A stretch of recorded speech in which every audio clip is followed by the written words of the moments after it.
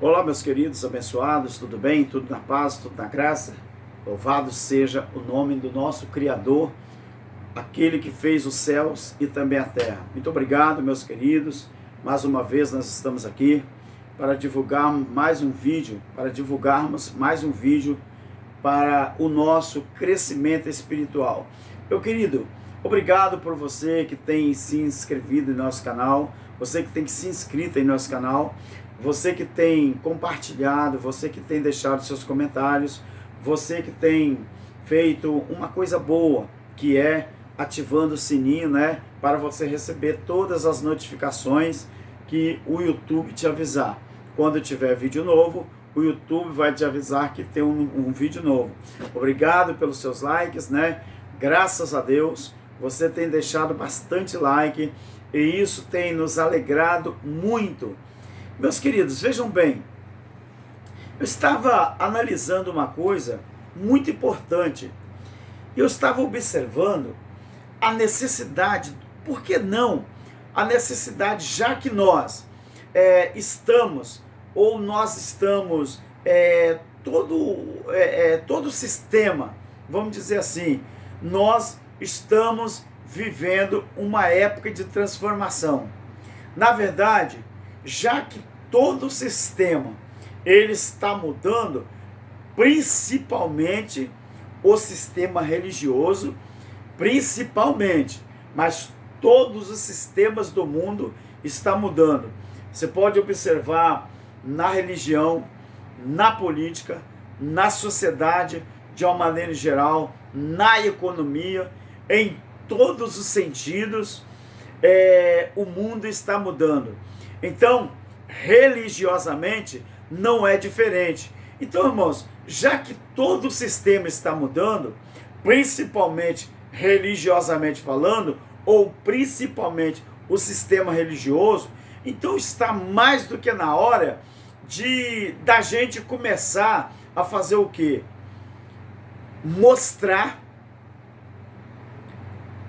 toda a trajetória de um sistema que vem tentando e às vezes até conseguindo manipular muita gente no mundo inteiro. Então, já que está chegando a hora, ou já chegou a hora de, vamos dizer assim, de mostrar toda essa mudança, vamos dizer no sentido em geral, já que chegou esse momento de chegar, então vamos mostrar também algumas aberrações. Preste atenção nisso aqui. Vamos mostrar também algumas aberrações que esconderam de nós durante muito tempo. Tá bom, meus queridos? Então é bom nós observarmos isso. E isso que eu vou falar aqui nesse vídeo de hoje é um assunto recorrente. É um assunto recorrente que está no mundo inteiro. Entendeu, meus queridos? Então vamos observar uma coisa. Eu vou falar sobre algumas mudanças no sistema religioso que fizeram há muito tempo atrás com respeito às escrituras e que hoje está começando a ser revelado no mundo inteiro. Vamos falar sobre alguns problemas no Novo Testamento. A grande maioria dos cristãos, meus queridos, ou aqueles que se definem como cristão, não conhece as irregularidades que existem no conhecido conjunto de livros que forma a segunda parte da Bíblia e que é chamada de Novo Testamento. Vamos ver algumas destas anomalias. Por exemplo, todos nós sabemos, eu esqueci de pegar minha água ungida. Agora não tem como mais cortar o vídeo ou pedir para alguém trazer. O Novo Testamento, por exemplo, ele é um conjunto. Isso aqui é um estudo, tá, irmãos? O Novo Testamento, ele é um conjunto dos 27 últimos livros que compõem a Bíblia, que foram escritos depois do nascimento de Jesus. E foi Tertuliano, entre 160 e 220, quem designou com este nome, Novo Testamento. Então presta atenção, está formado por aquilo que o sistema chama de evangelho, mas nós chamamos os primeiros 4 livros de históricos, não é? Então, quando Tertuliano designou este nome, Novo Testamento, ele levou em consideração desde Mateus, mas nós olhamos os 4 primeiros, chamado Evangelho, de livros históricos. E o Novo Testamento, ele está formado pelos Evangelhos, ou livros históricos, também Atos, e as epístolas, e o livro do Apocalipse. O Novo Testamento, ele foi escrito quase todo em grego. Você está me escutando aí? Vai dar para deixar o seu like aí? Deixa o seu like aí, tá bom? Deixa o seu joinha, o seu tinino, tá bom? Quanto mais likes, mais você vai dizer para o YouTube que você gostou do vídeo e pode ser compartilhado com outras pessoas. Então, meus queridos, o Novo Testamento, ele foi escrito quase todo em grego. O grego koiné, que é pronunciado kiné, é um grego diferente de como se fala hoje entre os gregos atuais. Foram simplesmente cartas, documentos escritos para animar, fortalecer a igreja cristã, presta atenção, a igreja cristã primitiva. Então, os escritos do chamado Novo Testamento, que foram de natureza prática e planejados para cobrir as necessidades presentes em cada congregação para onde era enviada as cartas, as epístolas e os livros históricos que nós falamos. Muita gente chama de evangelho, nós chamamos de livros históricos. Mateus, Marcos, Lucas e João. Alguns chamam de evangelhos, nós da graça chamamos de livros históricos, porque foram escritos para contar uma história, não é? Então por isso nós chamamos livros históricos.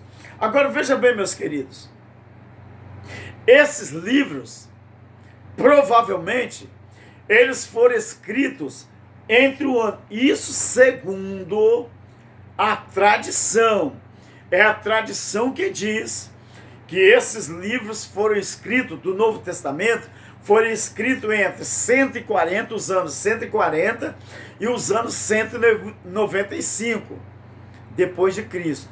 Agora, no século II, as ideias de Marcião, que Marcião ele afirmava que unicamente o Evangelho de Lucas e as 10 epístolas de Paulo, 10 epístolas de Paulo, nós sabemos que não é só 10, pelo menos 14. 14 são as epístolas. Mas Marcião, ele já afirmava que o Evangelho de Lucas e as 10 epístolas de Paulo tinha uma origem divina. Isso Marcião já falava. Tinha origem divina. E do montanismo. Tinha origem divina e do montanismo. Então, que pretendia introduzir como livros santos os escritos de Montano. Apressaram a determinação do cânon do Novo Testamento. Então o que aconteceu? Não foi, meus queridos, senão até o Sínodo de Roma, que aconteceu no ano 382, sobre o pontificado do Papa Dámaso I, que a Igreja Católica instituiu o cânon bíblico com a lista do Novo Testamento de Santo Atanásio de Alexandria e os livros do Antigo Testamento da versão dos 70. Tá me entendendo? Então o que acontece? Posteriormente, os concílios regionais terceiro, ou os concílios regionais 3, ou terceiro, que é a mesma coisa,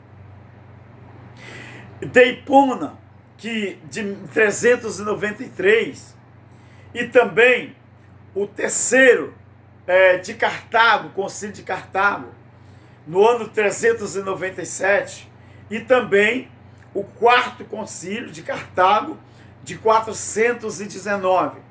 Então o que é que aconteceu? Dos quais participou Santo Agostinho. Então sancionaram definitivamente o tal cânon sagrado, ou cânon das Escrituras. Então, este cânon, ele só foi constituído definitivamente após estes concílios que eu falei aqui. Então, e esses concílios, então, definitivamente ficou reconhecido o cânon sagrado. Agora, além disso, foi reafirmado no concílio da Contra-Reforma, que aconteceu lá em Trento, em 1545. Certamente que esses concílios, eles eram todos católicos. Eram católicos. Obviamente, esse Novo Testamento, que os protestantes e todas as demais denominações utilizam, não é? E é assim mesmo, meus queridos. Todas as denominações e todos os protestantes que utilizam isso, apoiam, teve seus livros selecionados, a dedos, tudo, a dedos, apontados a dedos, por um grupo de católicos. Às vezes, meu querido, você fica imaginando que a Bíblia, que nós chamamos de sagrada, ela é um livro sagrado que não teve a intervenção do homem, mas você está enganado. Esse livro, que nós chamamos de Bíblia Sagrada, porque os concílios foi quem colocou esse nome, principalmente os católicos apostólicos romanos. Então todos esses livros, eles foram escolhidos a dedos e foi colocado o nome de Bíblia Sagrada. Agora, existem muitos outros evangelhos e livros que não foram incluídos. Não foram incluídos no Novo Testamento. Por que não foram considerados inspirados? Esses livros que existem, mas que não foi aceito no cânon sagrado como parte do cânon sagrado, os concílios que reuniram falou que não poderia entrar esses livros porque não eram considerados inspirados. Mas quem que autorizou a esses concílios para dizer que esses livros tinham ou não inspirações divinas? Paz em você, meus queridos. Esta escolha, ela foi feita pelos primeiros bispos católicos e que rejeitaram os livros que não se encaixavam em seus interesses, pasme você, particulares, e que não mostravam um Jesus divino, mas como um simples humano. Alguns evangelhos apócrifos, não incluídos no Novo Testamento pela Igreja Católica, nós podemos até fazer uma lista, ou pelo menos darmos uma lista de quem são eles.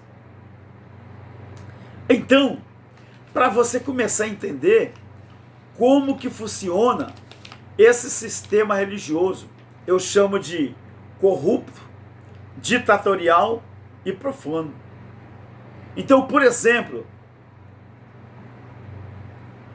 Abigá 5 de Edessa é um deles. Halógenes também é um deles. Nós temos o Evangelho de Bartolomeu, é um deles. O Evangelho de Barnabé também é um deles. Esses que eu vou citar aqui são livros que os concílios não aceitaram no cânon sagrado, porque não eram considerados inspirados. Nós temos também o Evangelho de Egerton. Todos esses que eu vou citar são os conhecidos apócrifos. Temos o Evangelho apócrifo de Galileia.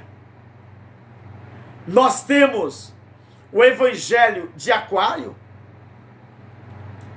Por que eu estou falando isso aqui? Porque muitos crentes, muitos evangélicos, não têm nem noção que isso aqui existe. Talvez tem crentes que nunca ouviram falar disso aqui. Ainda o Evangelho de Judas, que também não foi aceito. O Evangelho dos Ebionitas também não foi aceito. O Evangelho grego de los egípcios, ou o Evangelho grego dos egípcios, também não foi aceito.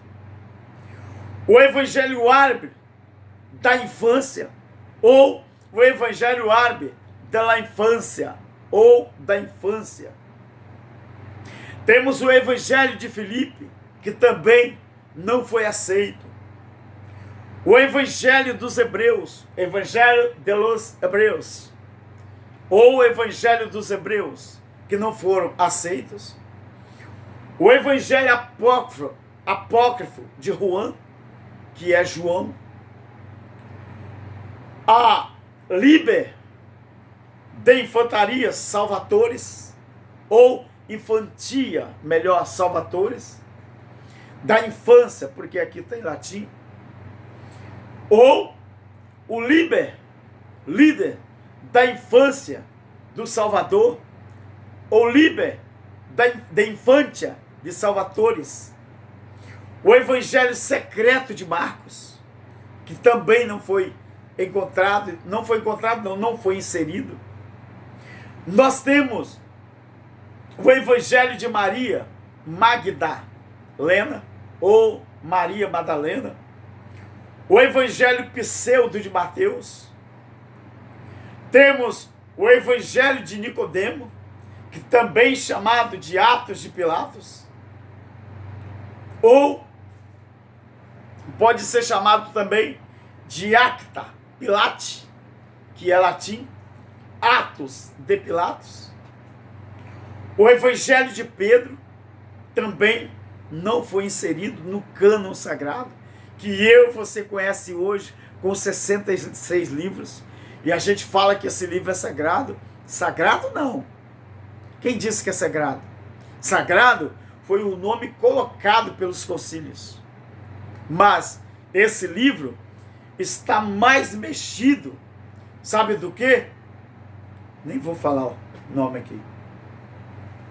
Então, o proto-evangelho de Santiago temos o Evangelho de Tomás, nós temos o Evangelho de Valentim, ou o Evangelho da Verdade. Outros apócrifos que nós poderíamos citar, o Apocalipse de Daniel, o Apocalipse de Pedro, o Apocalipse de Pedro, eu já citei, a Epístola de Barnabé, que também não foi aceito, o Gnosticismo e também os Atos de Pedro. Então, meu querido, esses livros considerados apócrifos pelo sistema religioso, os chamados pais da igreja, eles falaram que não foram aceitos esses livros porque não tinham inspiração divina. Mas já está sendo provado no mundo inteiro que esse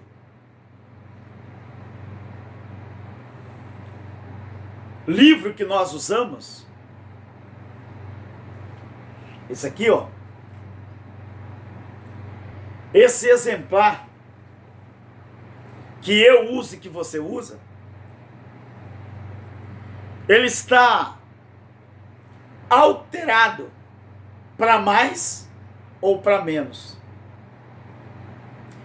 Agora, como se decidiu, então, quais os livros que poderiam entrar no cânon sagrado ou o que deveria ser excluído? Não foi Pedro e nem nenhum apóstolo quem decidiu isso, porque eles já tinham morrido. Todos os discípulos e todos os apóstolos, os profetas, os reis. Então quem decidiu isso, meu querido, não foi Pedro nem os outros apóstolos. Quem decidiu isso? Você já parou para pensar? Então esses homens que eu citei, eles já tinham morrido por muito tempo. Quando a igreja tomou essa decisão final de quais livros iriam ser incluídos ou não no cânon sagrado, ou sagrado. Então foi uma decisão, meus queridos, tomada por um concílio católico alguns séculos depois de Cristo. E usaram vários pontos chaves para decidir sobre qual livro, ou decidir sobre cada livro que ia ser incluído, ou iria ser incluído ou não. Tinha que ser assim, para ser aceito no cânon sagrado ou não. Tinha que ser assim. Então o que acontece? Se foi escrito por um apóstolo, ou alguém muito próximo a um apóstolo, então isso tudo, para os concílios, tinha que ser levado em consideração. Para ser aceito ou não no cânon sagrado, o livro tinha que, pelo menos, tinha que ser pesquisado, ver se foi escrito por um apóstolo ou alguém que estava muito próximo a um apóstolo.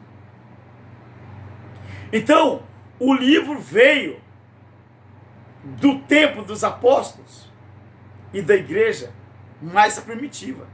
Também tinha que ser levado isso em consideração.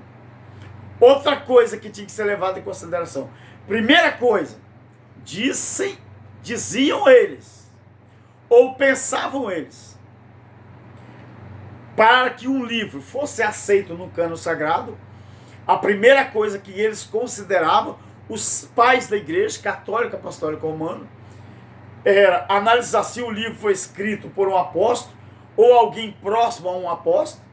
Segundo, o livro tinha que ver se aquele livro ele veio do tempo dos apóstolos e da igreja mais primitiva da época. Terceiro, tinha que analisar, ver se continha apenas o ensino da sã doutrina, que estava de acordo com as crenças ensinadas pelos apóstolos, e não podia contradizer os livros canônicos. Então, se a maioria das igrejas via esses livros como escritura inspirada por Deus, e também se o próprio livro se declarasse inspirado por Deus, pode isso, Arnaldo? O próprio livro tinha que se declarar se ele era ou não inspirado por Deus. Pode isso? Isto é incrível. Se esse livro, meus queridos, se declarasse que ele próprio era inspirado, então eles consideravam inspirado. Isso é que fazia os concílios. E talvez você nem sabia disso. Os livros que quase não foram, ou os livros que quase não foram incluídos nesses concílios, 2 Pedro, por exemplo. Por quê? Porque era considerado um estilo muito diferente da primeira carta de Pedro. 2 Pedro quase não entrou no cânon sagrado, porque era considerado muito diferente da primeira carta de Pedro. Judas também quase não foi incluído por esses concílios. Por quê? Porque o livro de Judas, ele cita o livro de Enoque, que esse livro de Enoque, ele não faz parte do cânon sagrado. Quase que esse livro também, de Enoque, de Judas, ele não era aceito no cânon sagrado também. Agora, presta atenção, meu querido. Se você prestar atenção, aonde fala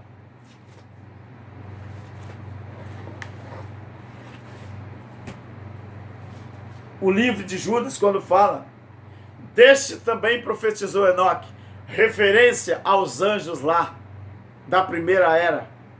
Lá, depois, na verdade, foi na época do dilúvio, né? Que está em Gênesis 6. Gênesis 6 registra o juízo. Só porque o livro de Judas, ele faz uma referência aos anjos que não guardaram o seu principado, que isso aí só o livro de Enoque tem, quase que o livro de Judas não foi aceito no cânon sagrado pelos chamados pais da igreja. Então, as cartas pastorais de Paulo, por exemplo, por terem um tom diferente das suas demais cartas, quase que não entraram também. E o livro de Tiago, por exemplo, por ele ser principalmente do interesse de judeus, o livro de Tiago, porque Tiago era judaizante, por o livro de Tiago, ele, por ser principalmente do interesse dos judeus e não aos gregos, e por uma contradição com as ideias da graça de Paulo, quase também que não entrou no cânon sagrado. Quase que não entrou. Então, esses livros, na verdade,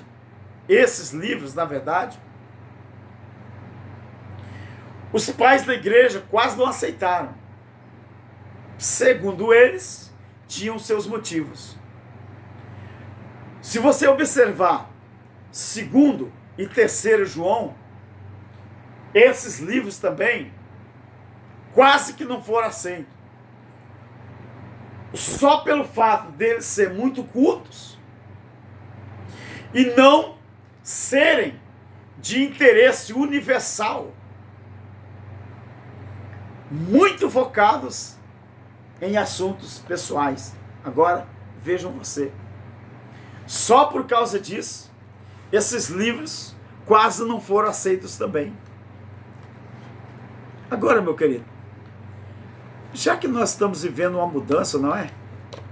Está na hora da gente começar a parar para pensar, raciocinar e começar a colocar a nossa mente para funcionar. Não é verdade? Agora, por incrível que pareça, meus queridos, por incrível que pareça, hoje, as epístolas de Paulo e as demais epístolas eram só cartas. Elas eram só cartas com as quais se comunicavam uns com os outros. Será que a correspondência entre os primeiros apóstolos eram ampla? Será que elas eram ampla? E elas deviam existir centenas de cartas? Será que deveria existir? Já que era uma forma deles se comunicarem, deles conversarem. Então, será que essas correspondências entre os primeiros apóstolos, já que elas eram tão amplas e corriqueiras, será que devia existir? Não deveria existir centenas de outras cartas, não? Será que é só essas 14 mesmo? Captou? Então onde, a pergunta, onde está, ou onde estão o resto dessas cartas? Por que não foram incluídas no Novo Testamento? E se aparecessem essas cartas hoje em dia,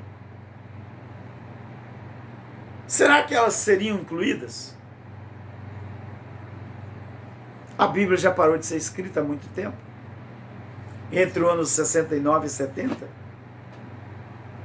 Então, a igreja de cada cidade, ela tinha uma lista diferente de livros canônicos.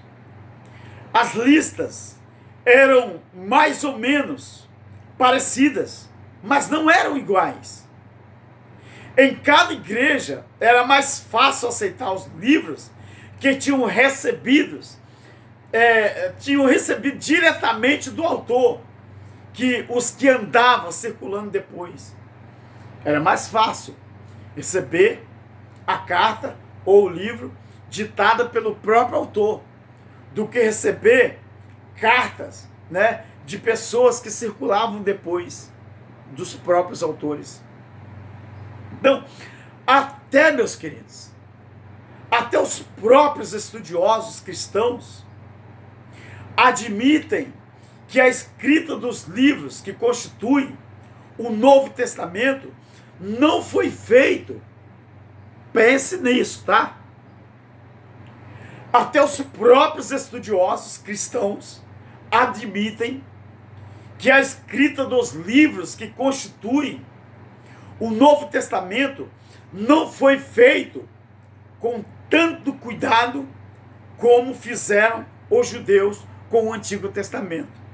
Em outras palavras, os grandes estudiosos da Bíblia hoje, eles afirmam que o Novo Testamento, chamado Novo Testamento,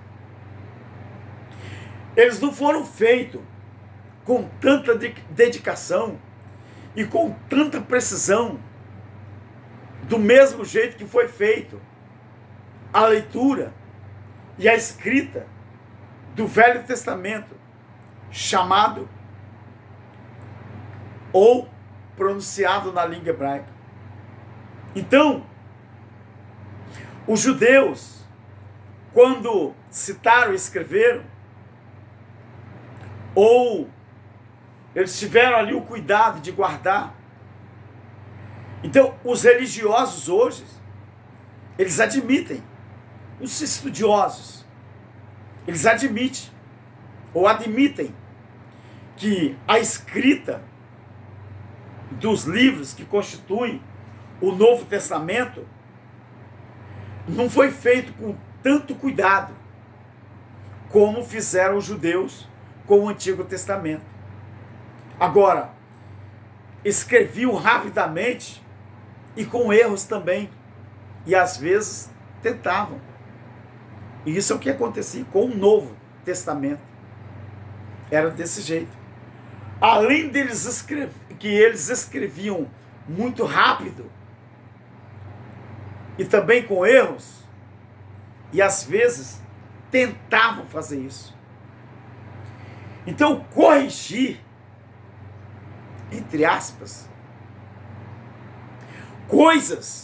corrigir coisas que acreditavam estarem equivocadas nos manuscritos mais antigos.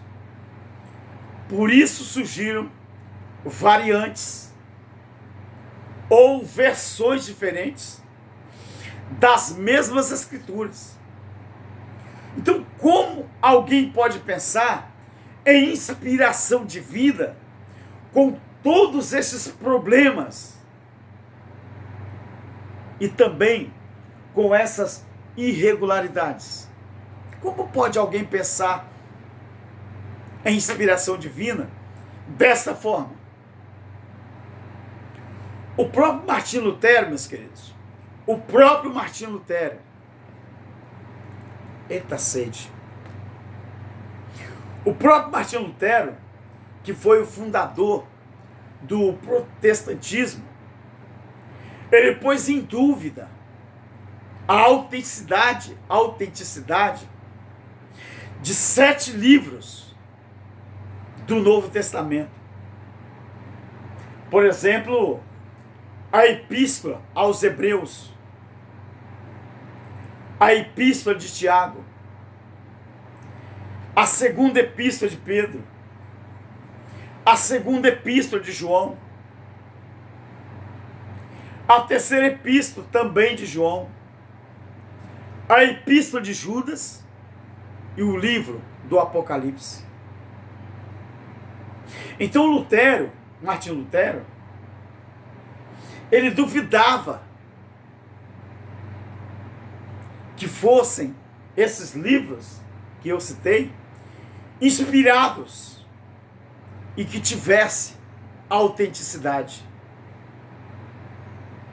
Além disso, meus queridos, além disso, como estão tão seguros de que o resto dos livros que foram declarados apócrifos não são verdadeiramente inspirados por Deus? E por que alguns simples humanos se encarregaram de decidir que livro que era inspirado ou não? Então, a religião, ela está assim. Quem gosta de estudar, quem gosta de pesquisar a história, vai ver que existem muitas perguntas que não foram respondidas. Agora, o cristão de hoje,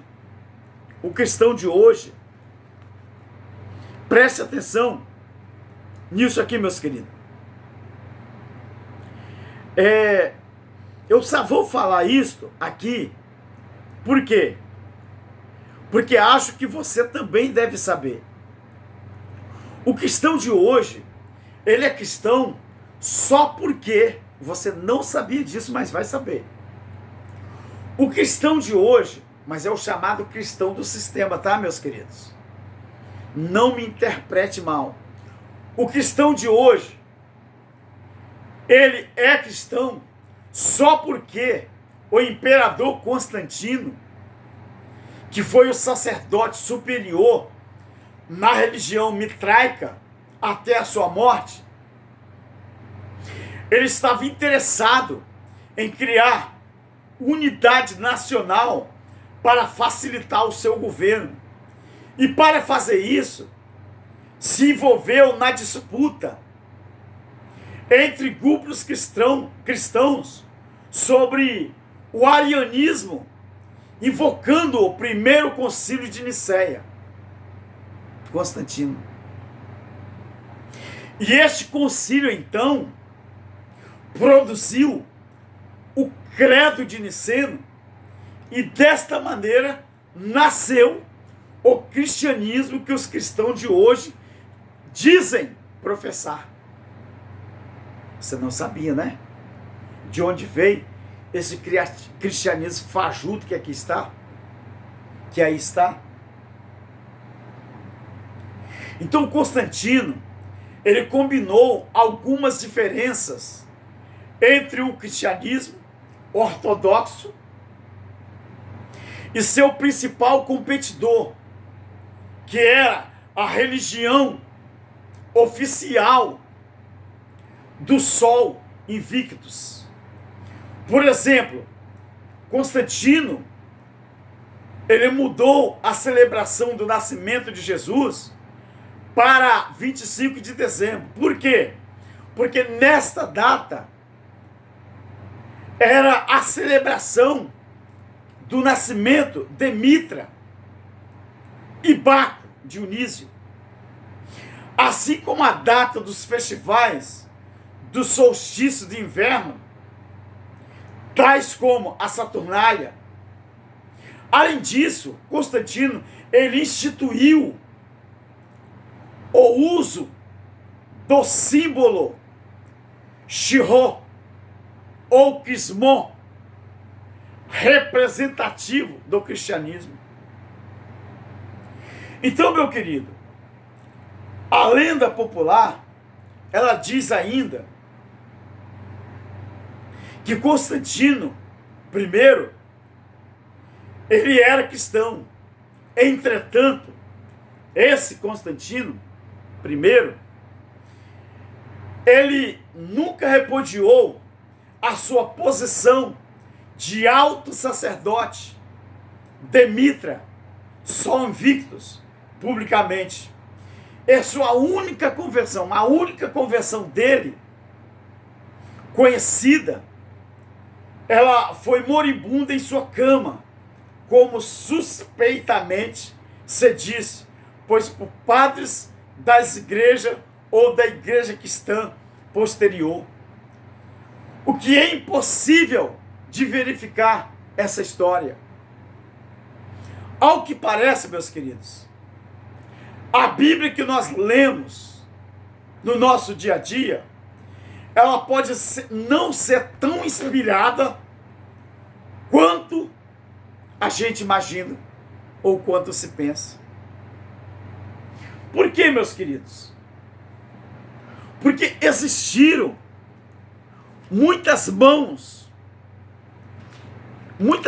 que tiveram envolvidas na hora de escrever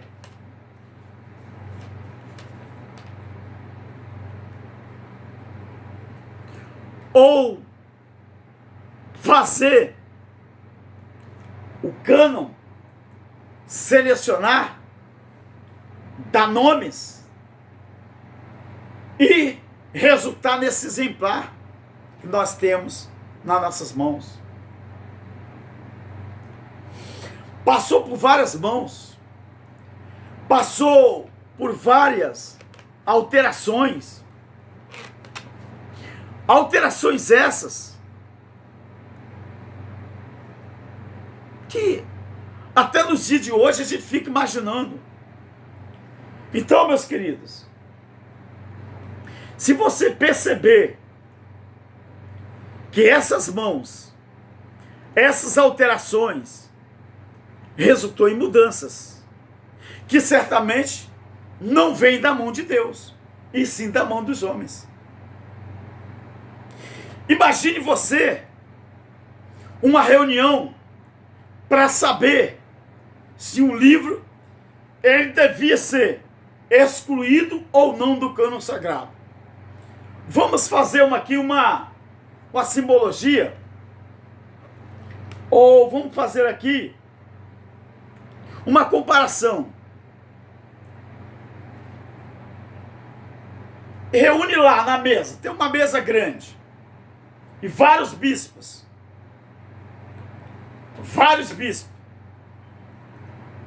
O primeiro bispo, o bispo 1 fala assim: tu acreditas que este livro é inspirado? Aí a mesa vai rodando. O bispo 2 fala assim: não sei. E você, o que acha? Aí o bispo 3 fala assim: bem, se você quiser, ou se vocês quiserem, nós colocamos. Então o bispo 3 responde dessa maneira. Então, o bispo 1 volta a falar de novo.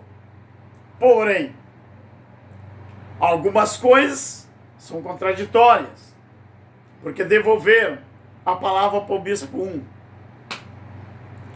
Então vamos fazer uma conjectura como que foi aqueles concílios para aceitar ou não aceitar que tais livros fossem considerados inspirados e aceitos no cânon sagrado ou não. Então essa conjectura que eu estou fazendo aconteceu desse jeito. Então, já que foi devolvida a palavra para o bispo 1, e ele falou, porém, se vocês quiserem, nós colocamos. O 3 falou. Aí volta o 1 e fala, bom, algumas coisas são contraditórias. Aí o bispo 3 fala assim, não importa, simplesmente vamos eliminar. Ó. Além disso, o conteúdo desse livro não nos favorece. Misericórdia. Misericórdia. Aí o bispo 2 fala assim, aprovado. Aí todos na mesa. Se é assim, aprovado, entra no cânon sagrado. Este aqui não entra. Foi assim que foi feito os concílios. Então pronto, meu querido. Eles decidiram assim, e assim foi feito. Resultado, 66 livros. 27, 39. Aí temos isso aí. Assim foi que se tornou o cânon sagrado que nós temos em mãos. 66 livros. Agora, eu vou terminar o vídeo e daqui uns dias eu vou gravar um outro vídeo continuando algumas contradições que existem. Isso aqui, ó, que muita gente não sabe porque não gostam de estudar. Então foi assim que foi feito os concílios e resultou nisso aqui. Por isso que muito crente, que o crente é aquele que não gosta de estudar mesmo. Crente é aquele que bota o exemplar Bíblia embaixo do braço quando vai para o templo. Quando volta do templo, ele joga lá no armário, no guarda-roupa, não sei aonde, em cima da mesa, e se apega nela de novo quando vai para o templo outra vez. Então, foi assim que aconteceu nos concílios. E os outros livros? Aonde estão? Quem disse a eles que se tinham inspiração ou não? Quero deixar você pensando. Eu quero colocar você, a sua mente para funcionar. O mundo inteiro, meus queridos, está vivendo uma mudança de aion, uma mudança de sistema religioso, político, empresarial e em alguns lugares até geograficamente falando. Social, uma das coisas que mais tem mudado é o social também, e a religião é uma das principais. Graça e paz. Fique com o Criador dos céus e da terra. Vamos continuar, meus queridos, pesquisando, estudando. Não carregue com você a síndrome do papagaio. O que é a síndrome do papagaio? Repetir o que houve. Não. O verdadeiro Filho de Deus, enquanto ele estiver nesta terra aqui, porque um dia o seu corpo vai perecer e o seu espírito volta para a eternidade, mas enquanto estivermos aqui, o nosso dever, a nossa função é jogar por terra tudo aquilo que o sistema omitiu de nós e esclarecer para os eleitos de Deus o que é a verdade e onde está a verdade. Isso aqui, foi feito para o nosso proveito, mas isso aqui passou por transformações, passou por adulterações. No próximo vídeo eu vou falar sobre a palavra adulteração. Disso aqui, algumas coisas, tá bom? Porque num vídeo não dá para falar tudo. Então eu vou falar sobre algumas coisas sobre adulteração. Eu quero adiantar para você, você que não sabe o que é interpolação, eu vou falar o que é interpolação. Aqui, Fica na paz. Graça e paz, graça e paz, graça e paz. Para sempre, o nosso Criador dos céus e da terra. Amém.